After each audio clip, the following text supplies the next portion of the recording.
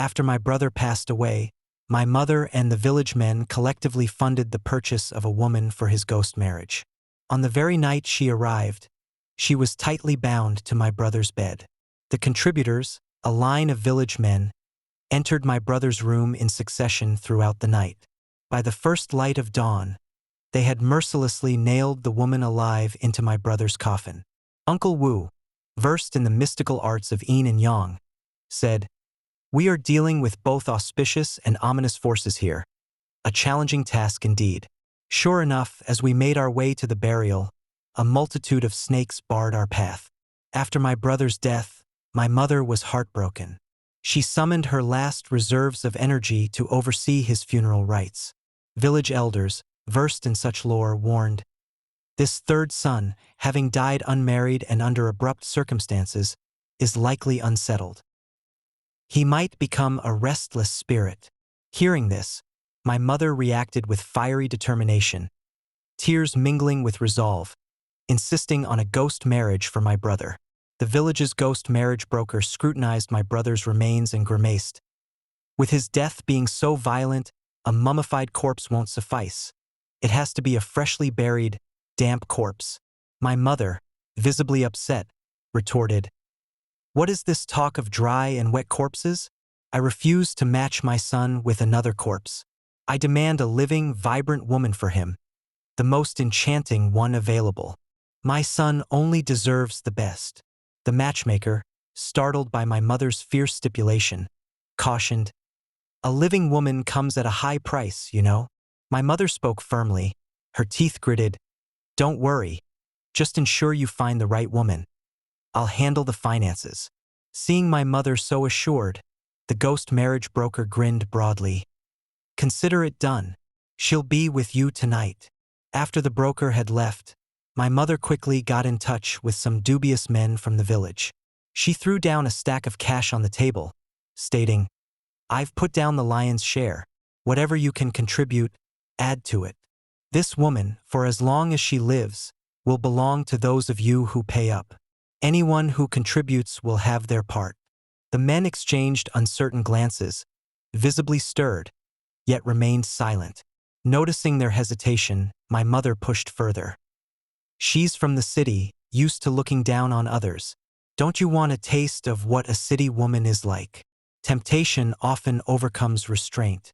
Spurred by her words, the men quickly began to contribute, 300 here, 500 there, swiftly raising the necessary funds. My mother secured the money, counting it carefully while muttering, "All right then, you men go home and eat. Be at my house at 8. Everyone who contributes will have a share. Tonight, the young lady is yours." Flushed with anticipation, the contributors left one by one. As the sky darkened, the matchmaker approached our home, leading a woman by a rope. From a distance, the woman caught my eye. She was remarkably fair and strikingly beautiful. My mother surveyed her approvingly, clearly delighted by her appearance. The transaction was swift, with my mother handing over the money directly to the matchmaker. The matchmaker gave my mother a conspiratorial wink and boasted, "This one is the cream of the crop. Your son is indeed blessed." She even pulled at the woman's clothes to expose her shoulder, proving her point. The woman seemed hesitant, but a stern glance from the matchmaker quelled any objection. It was apparent she had suffered greatly at the matchmaker's hands. After the matchmaker left, my mother gave the woman a cursory glance and instructed me to bind her tightly to my brother's bed.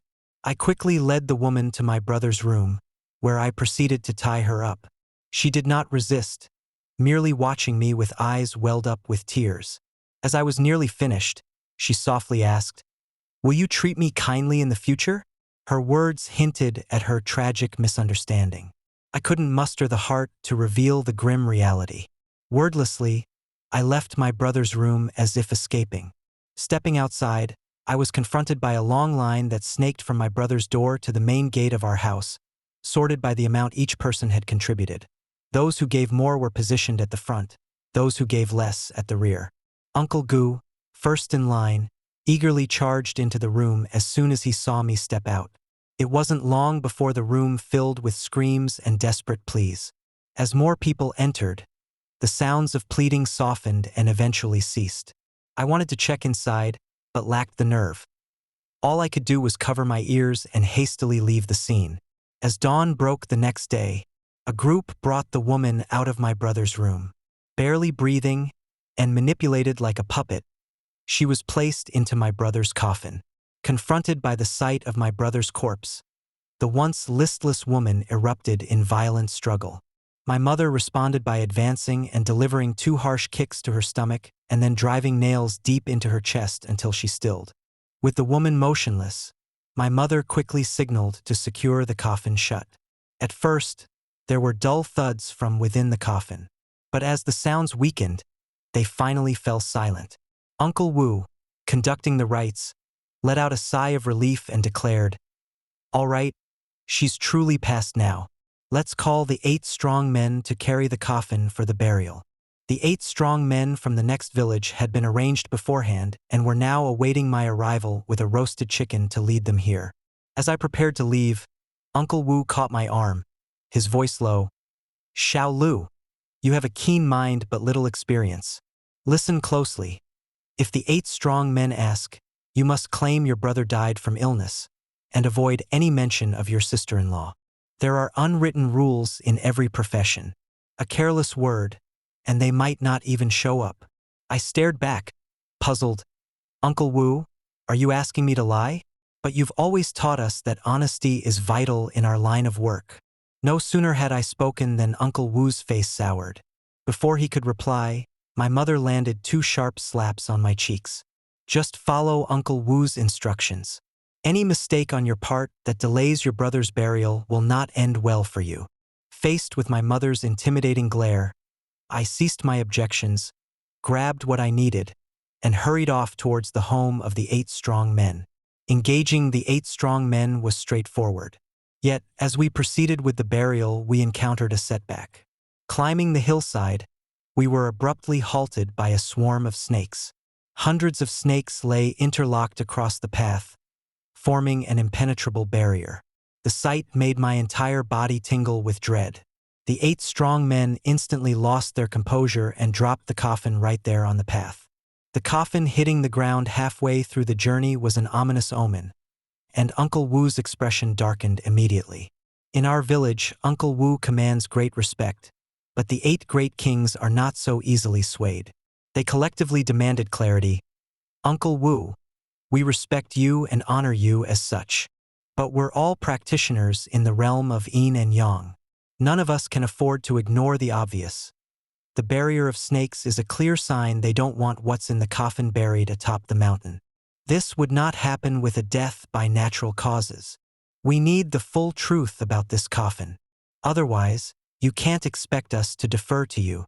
Uncle Wu's face was stern. Then unexpectedly, he let out a laugh. "We're all colleagues in this trade. Let's not damage our relations. Since you've pieced it together, I won't keep you in the dark any longer. This coffin houses a yin-yang joyous disaster. You all understand the repercussions of delaying the interment of a yin-yang joyous disaster better than I do." At the mention of the yin-yang joyous disaster, the 8 great kings turned ghostly pale, with one even advancing towards Uncle Wu in confrontation. Uncle Wu, however, subdued him effortlessly. With a narrowed gaze, Uncle Wu addressed the group. "Calm yourselves. I wouldn't have you carry this coffin if I weren't confident of your safety. As long as this coffin is buried promptly, the yin-yang joyous disaster is nothing to dread."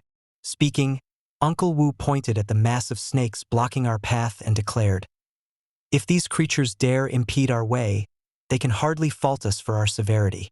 Just crush them with hose." It was wrong of me to deceive the brothers this time. Once we descend the mountain, I'll give each of the 8 brothers an additional 10,000. Upon hearing about the extra 10,000, the anger of the previously incensed 8 great kings evaporated instantly. Some even began ruthlessly smashing the snakes with their hose.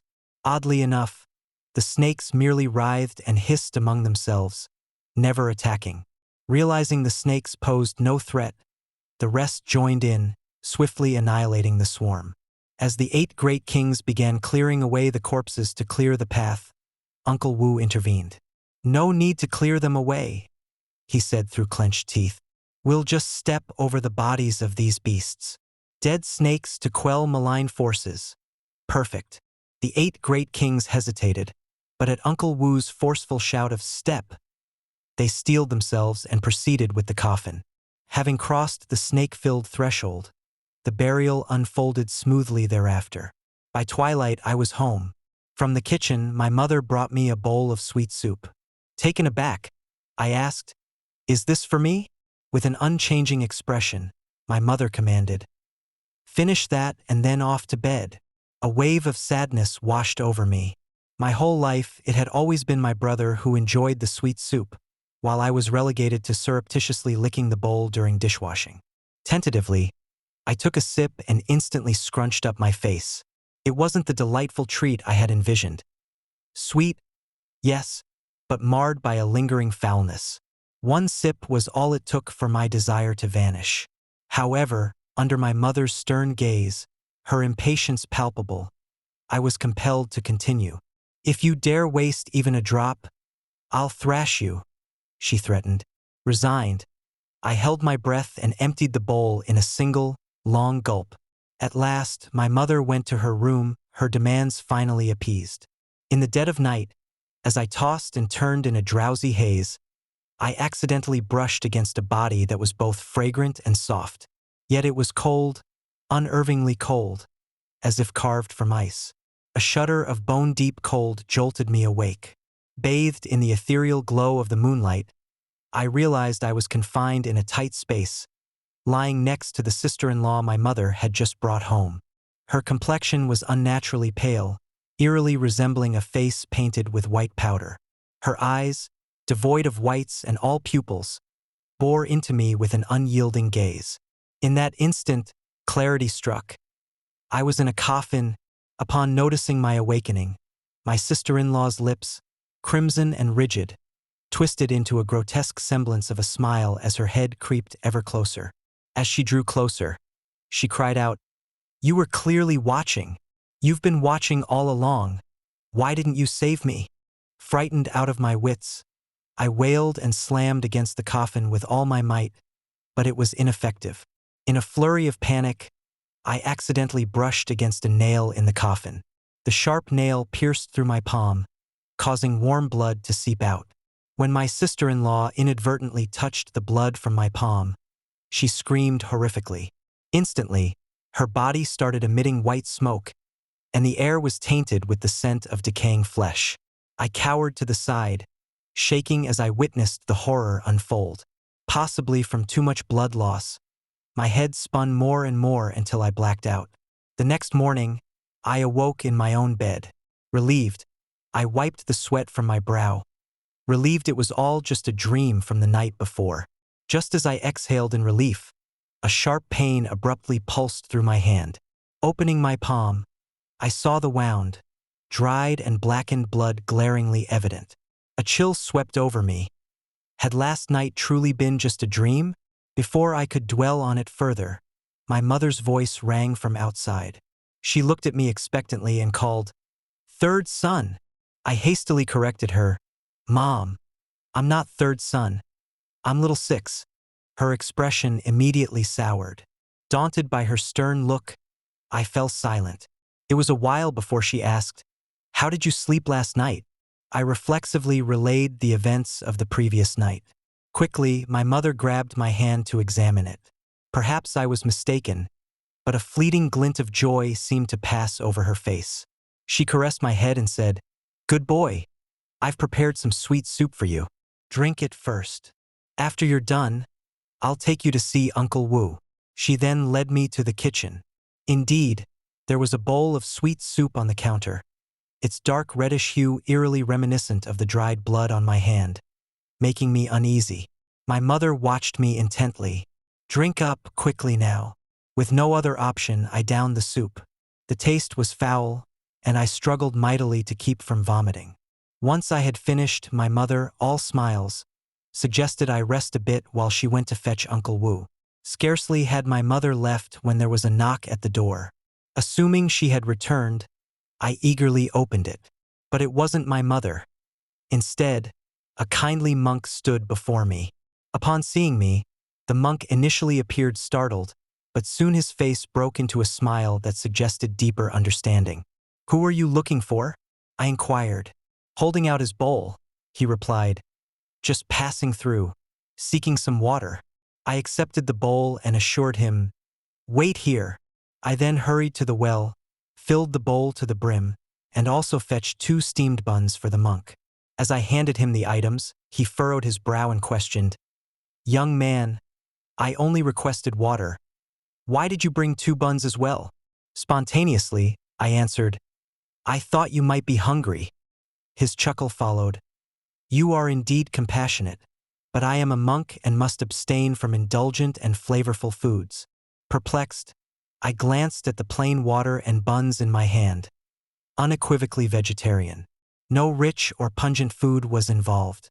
Shaking his head, the monk remarked, "To see the mountain not as a mountain, and the water not as water, what we see doesn't always reflect the truth.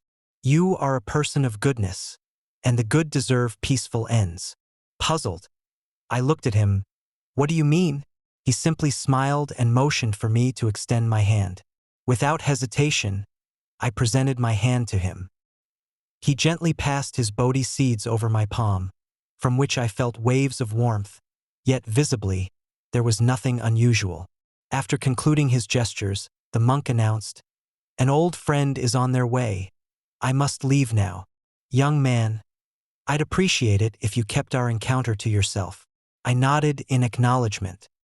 He then fixed a penetrating gaze on me and said, "You possess a clear insight. There are truths you refrain from exploring deeply, though a thorough reflection could reveal their essence. You would do well to avoid eating the food prepared at home. I will be residing in the back hills for a few days. Should you need anything, you're welcome to find me there." The back hills? I was startled. Those were the resting places of my brother and sister-in-law. I was about to object when he added, "I understand your concern, young man, but rest assured, I am not at risk. One who is upright need not fear a skewed shadow. This is where we part." Feeling somewhat defeated, I nodded again. Before leaving, he imparted one last piece of advice. "Young man, remember, not everyone in this world is trustworthy." The monk had just left when my mother and Uncle Wu arrived. Uncle Wu said nothing. His intense gaze unsettled me deeply. After a long, tense silence, he finally spoke. "Little Six, have you seen anyone today?" Mindful of the monk's warning, I hastily denied. "No, there was no one." Uncle Wu mumbled under his breath. "Curious. The scent of death is diminishing rather than growing." Uncle Wu's words were a whisper, yet they were crystal clear to me. Shaking, I managed to ask, "Uncle Wu, what are you implying?" He squinted slightly, explaining, "Nothing to worry about. You were up at the mountain yesterday for the burial, and it seems you've absorbed some of the deathly aura. Your mother concocted a talisman-laced sweet soup for you, and today, I've noticed the deathly aura has significantly diminished." He patted my shoulder as he spoke. "Continue with the talisman water. It will set things right." I nodded mechanically, my face a mask of calm, but beneath it, a tempest raged. I hadn't misunderstood. Uncle Wu was questioning the decrease in the deathly aura about me. This indicated that the sweet soup was intended to increase the deathly essence. Furthermore, this morning, my mother had called me third son. The realization sent a shiver through me. My mother's slip was intentional. Was she intending for my brother to inhabit my body to return to life? Possession, indeed. It made bitter sense. Yes, how could my mother, who has always despised me, suddenly show such kindness? It was a truth easily discernible, yet obscured by the veil of familial love, which I was reluctant to lift. That night, my mother prepared yet another batch of sweet soup. In my mother's presence, I swiftly lifted the cup and gulped down the sweet soup. She appeared content and urged me to retire to bed quickly. Without uttering a word, I rose and retreated to my room. Once inside, I frantically induced myself to vomit until every trace of the sweet soup was expelled. Though uncertain of its contents, I knew instinctively that it was nothing wholesome. Curled up on my bed, trembling, I resolved to seek out the monk at dawn. Surely he had insights to offer. Later in the night, as I stepped out to use the bathroom, I was startled to see my mother standing eerily still at my doorway. The darkness obscured her features. She then approached me. With a harsh tone, she demanded, "Why are you awake?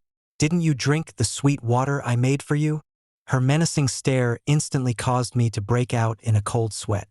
Stammering, I replied, "Yes, I drank it, but I haven't managed to fall asleep yet. I'm not really tired." Upon hearing that I was still awake, my mother's expression softened slightly. "Return to bed now. It's late, and wandering out isn't clean." With my need to use the bathroom forgotten, I quickly agreed and retreated to my room. Back in bed, I wrapped myself tightly in my blanket, shaking, and held my breath, doing everything I could to simulate the deep, undisturbed breathing of sleep. Time seemed suspended until the sudden knock on my door jarred me.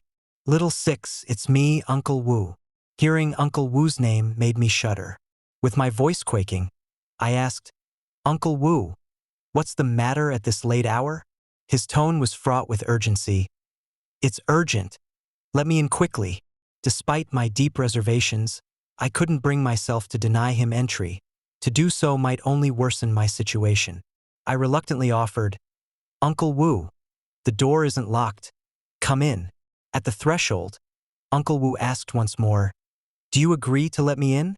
His question baffled me slightly, but I didn't dwell on it, simply saying again, "Please, come in." With a mischievous chuckle, Uncle Wu responded, "Then I'm entering." No sooner had he entered than he walked directly up to my bed, eyeing me with a knowing smile. "I know you didn't drink the sweet soup. Otherwise, how could it be that I've waited all night without a sign of you?" I tightened my grip on the blanket and scooted toward the corner, my body trembling. "I did drink it. You can ask my mom. She watched me." "Why were you waiting for me?" Uncle Wu didn't pick up on my hint, simply continuing to smile. "No need to be nervous. I just want to talk. About that woman." "Oh, I mean your sister-in-law. Why didn't you save your sister-in-law when she died?" Uncle Wu's question came unexpectedly, puzzling me with its implication. Still, I gathered the nerve to answer, "Uncle Wu, you know my standing in this house. I wouldn't dare to interfere." Uncle Wu nodded understandingly. "True, you're not entirely to blame. There was nothing you could have done. This household is cold-blooded and selfish, treating lives as trivial. They all deserve to die. They all do. Especially your mother, who merits extreme punishment." "Uncle Wu, what are you saying?" With a sinister chuckle, Uncle Wu slowly stood up. His skin began to shed in patches, revealing beneath, "My sister-in-law." "What am I saying? I'm declaring that all of you deserve death. Thank goodness you let me in. Otherwise, I'd still be figuring out how to bypass the household guardian spirit." Her smile was frosty and grim. "They deserve to die, and so do you for merely watching. If only you had spoken in my defense, I wouldn't have to kill you. But you remained silent, not uttering a single word. Since that's the case, you'll join me in hell." Blood started oozing from all her facial orifices as she slowly approached me. Desperate to scream, I found myself mute with terror. It appears that in the grip of utmost fear, one cannot scream. Just when I thought my fate was sealed, a sudden warmth flared in the palm of my hand. A flash of radiant light erupted, and suddenly, my sister-in-law was gone. "Is everything all right now?" I collapsed on the bed, taking deep, labored breaths. After I regained some composure, I fixated on my palm. The monk had spent a good while marking it earlier in the day. Surely, he was the one who saved me. It had to be him. The next morning, just as a faint glow heralded the sunrise, I stealthily left the house.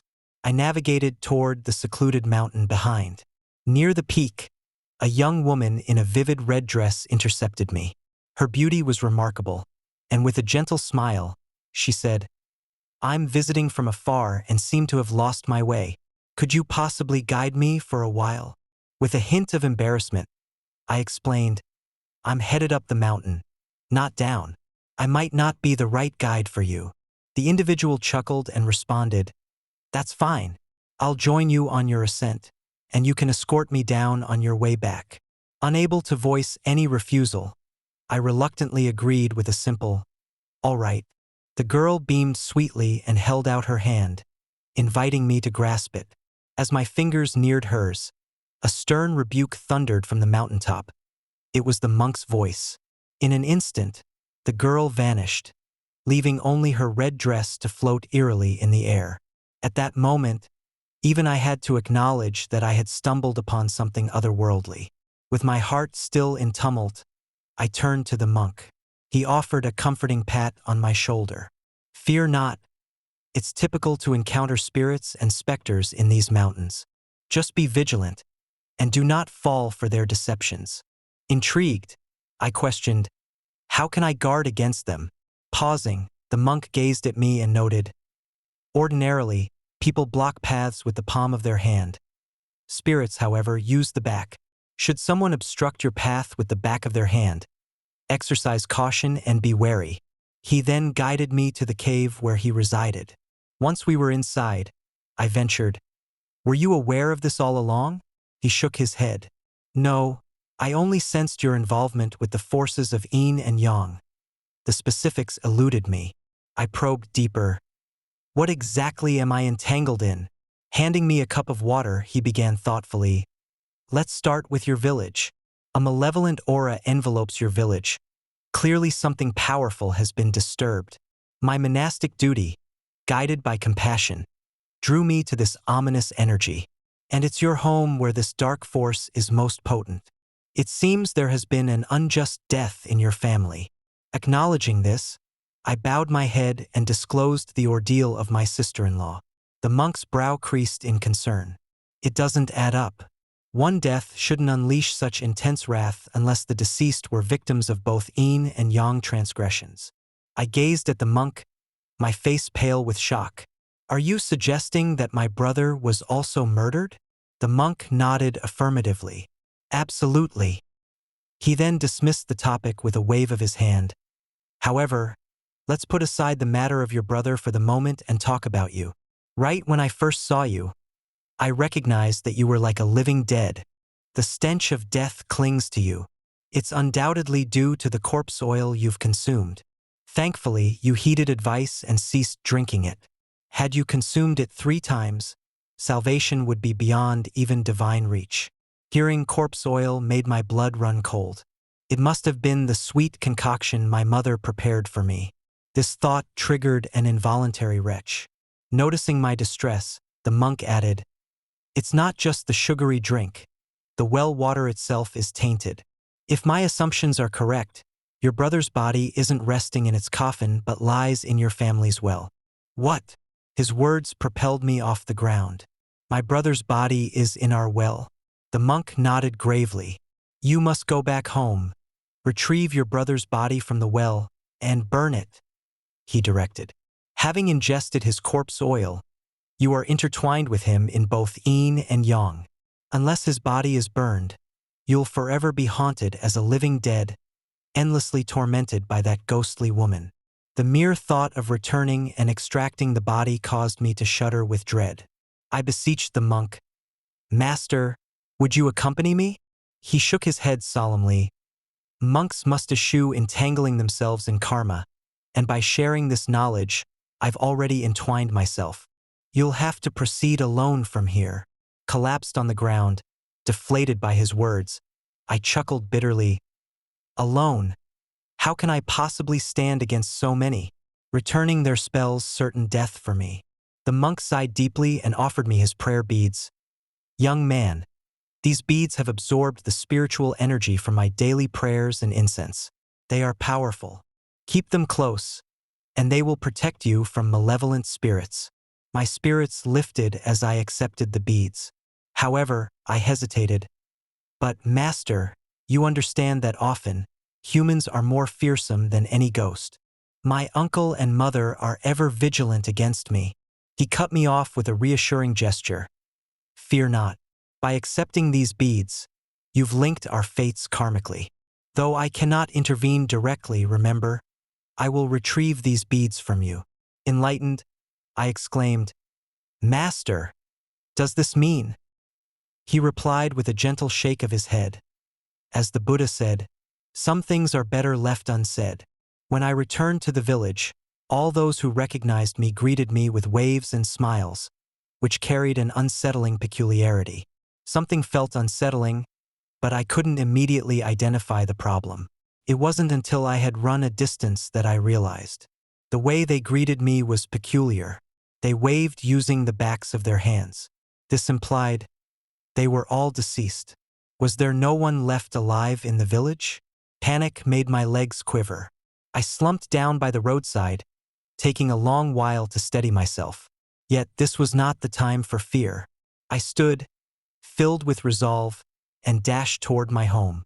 Upon reaching the doorstep, I found my mother there, her eyes intensely focused on me. She grabbed my wrist as soon as I appeared, dragging me toward the kitchen, insisting, "Drink the sweet soup. Drink the sweet soup. Do it quickly, we're running out of time." I wrenched my arm from her grasp, facing her with a mix of sorrow and indignation. "Both my brother's life and mine are valuable. Why would you do this to your own sons? You actually wish for me to die in place of my brother." She paused, stunned, perhaps not expecting me to know. Her astonishment quickly morphed into fury, her hands planted firmly on her hips as she glared at me. "I gave you life, and if I say your time is up, then you must die." As she moved to strike me, I seized her wrist, confronting her. "Do you truly believe you can defeat me now? I once endured your beatings because you were my mother, but your recent actions have stripped you of that title," I declared. With that, I flung her forcefully to the ground and strode toward the well, intent on retrieving a body. As I neared the edge, my mother, in a panic, attempted to restrain me, her voice quivering with dread. "What are you planning to do? You are forbidden to go down there. Do not disturb my third child," she ordered. I glanced at her with a look so menacing that she stumbled backwards in fear. Disregarding her, I descended into the well. The monk had spoken truly. A body was indeed floating there, face obscured by the dark waters. I mustered all my strength to roll him over. Upon clearly seeing the face of the corpse, a shock coursed through me. This was not my brother's corpse. It belonged to my great-uncle Wu. The buoyancy underwater was considerable. There was no time for detailed thoughts. Hoisting great-uncle Wu onto my shoulders, I scrambled up toward the well's opening. Reaching the surface, my mother, confronted with the sight of great-uncle Wu's body, was speechless from shock. She lunged forward, clutching my arm so tightly her nails nearly broke the skin, gasping, "How can it be great-uncle Wu? Where is your brother? Where is your brother? Where is my third child?" I frowned, confronting my mother. "You didn't realize it was great-uncle Wu in the well?" In a flash of realization, it all made sense. Indeed, it was great-uncle Wu who had sought to return to life in another's body. My great-uncle was already deceased? That made sense of his deep commitment to my family's affairs. But why target my family? Why me? Lost in these thoughts, I watched as my great-uncle stirred to life. He lifted himself from the ground, his body swiftly marked by broad swathes of post-mortem staining. My mother, seeing him rise, rushed at him in panic. "Where is my third son? What have you done with him? Give him back to me." My great-uncle remained silent, giving her a chilling look before tearing her apart with his bare hands. I observed my mother's demise emotionlessly. Turning to my great-uncle with a cold gaze, I demanded, "Even if you plan to kill me, let me understand why. What is truly going on?" My great-uncle laughed darkly, advancing step by step, the foul odor of decay enveloping him. "I have been dead a long while," he revealed. "I've been subsisting on dark magic. Do you comprehend the immense effort it took to trick your mother into having you drink corpse oil?" My gaze hardened. "So, you were responsible for my brother's death too?" He shook his head. No, I only wanted him seriously injured. If he was critically hurt, it would be easier to manipulate your mother into giving you the corpse oil. But I'm also unaware of why he died. You were the one who transported him to the hospital, and perhaps the delay caused him to bleed out too much. I glared at my great-uncle. Then why did you manipulate my mother into arranging a ghost marriage for my brother, which not only resulted in the death of an innocent girl, but has now also led to the demise of the entire village? Upon hearing of the village's fate, my great-uncle's expression remained stoic as he calmly explained. Both arranging the ghost marriage and killing those snakes were meant to intensify the resentment and energy within you, thereby facilitating my possession of your body. The deaths of others are of no concern to me. They succumbed to their own lustful desires, and that was not my manipulation. Lowering my gaze, I realized that ultimately, their downfall was a consequence of their human frailties. Impatient, my great-uncle began advancing towards me, saying, I had planned for you to consume corpse oil 3 times, which would have simplified my takeover and spared you some pain. However, since you've decided to thwart that plan, I now must forcibly remove your soul from your body. As he drew nearer with each statement, I discreetly reached into my pocket and grasped the prayer beads the monk had entrusted to me. Just as my great-uncle closed in on me, I swiftly hurled the prayer beads at his face. With a dreadful shriek, black smoke engulfed his body as his flesh horrifically began to slough off. I collected the beads, squatted before him, and stated, Had you remained human, perhaps I'd still harbor some fear of you, but alas, you are a ghost now.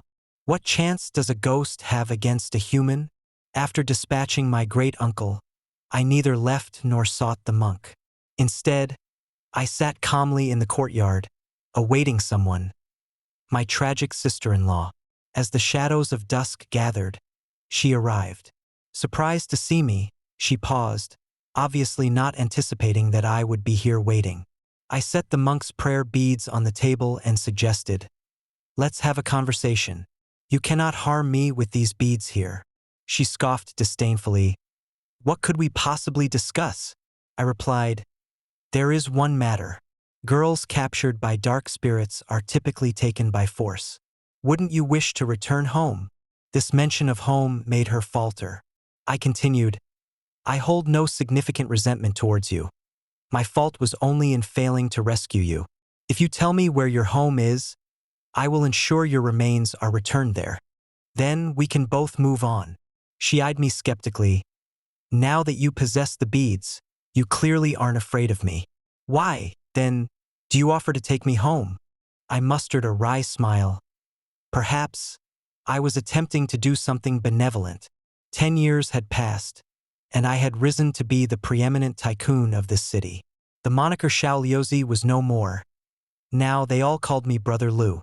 After repatriating my sister-in-law's remains, I had spun a tale that was part truth, part fabrication to mollify her affluent parents. Out of gratitude, they had taken me in, and life had been favorable.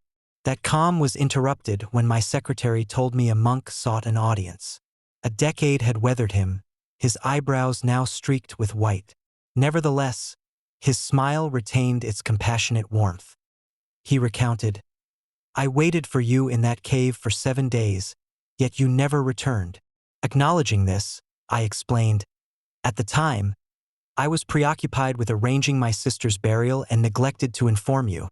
I then pulled the prayer beads from the back of my drawer and extended them towards him. He regarded the beads with a soft smile but refused them, stating, I gave these beads to you in purity. Now, laden with the spirits of innocence, I cannot reclaim them. You often speak of your sister, so where is she now? My eyes dimmed. I said nothing. The monk appeared not to expect an answer, simply stating, Throughout my life, my judgments of people have been accurate. The one time I erred was 10 years ago. Then, enveloped by the miasma of death, I mistook you for a mere victim. I overlooked that even a young teen could bear the weight of having taken a life. How could a brother, whose bonds are forged in blood, find it within himself to do such harm? And your sister, who lavished you with riches, how could you endure shattering her spirit? After these reflections, the monk rose to his feet, his hands pressed together in a gesture of prayer, and imparted, "I hope you will choose to live righteously henceforth." Once the monk had departed, I placed a phone call. The following day, the news reported the monk's enigmatic death. This world harbors secrets that need not be known. Indeed, they never should be.